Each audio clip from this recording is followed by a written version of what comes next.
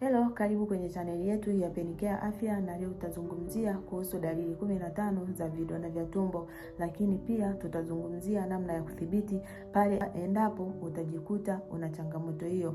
Na dalili za vidonda vya tumbo ni zipi?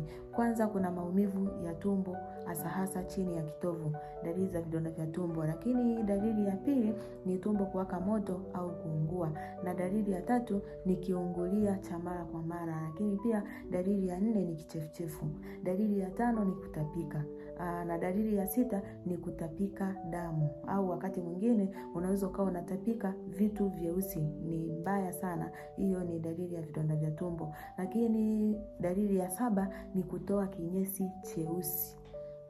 Dalili ya 8 pia ni kukosa hamu ya kula. Huwezi ukawa na vidonda vya tumbo ukapata hamu ya kula mara kwa mara. Lakini dalili ya 9 ni kushiba haraka hata kama utakuwa umekula chakula kidogo. Lakini kitu kingine, dalili ya 10 ni kupungua sana uzito kwa haraka bila sababu yoyote. Na dalili ya 11 ni tumbo kujaa gesi.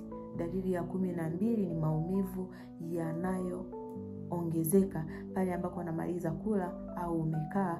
Maumivu hayo yanaongezeka sana. Lakini kitu kingine au dalili nyingine ni maumivu yasiyopungua, yani kila wakati utakuwa unajikuta unapata maumivu. Na dalili ya 14 ni uchovu wa mara kwa mara.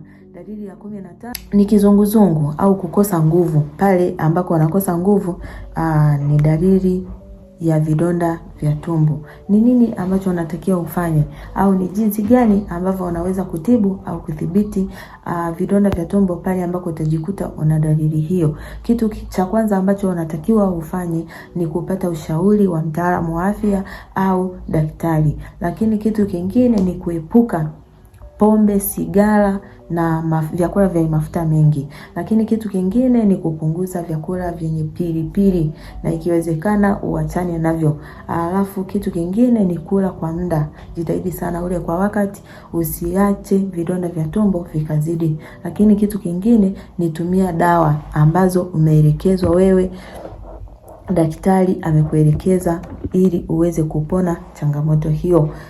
Baadhi ya watu hupata maumivu au hupata changamoto hiyo kwa kutumia vyakula ambavyo unakuta sio vizuri. Lakini kama unahitaji kupata matokeo mazuri, jitahidi sana ule vyakula vya vizuri na vyakula vya asili pamoja na vinywaji. Ni muhimu kupata ushauri wa daktari kwanza kabla hujatumia. Lakini vidonda vya tumbo vinatibika endapo utakuwa umevibaini mapema na ukiamua kuvitibu mapema.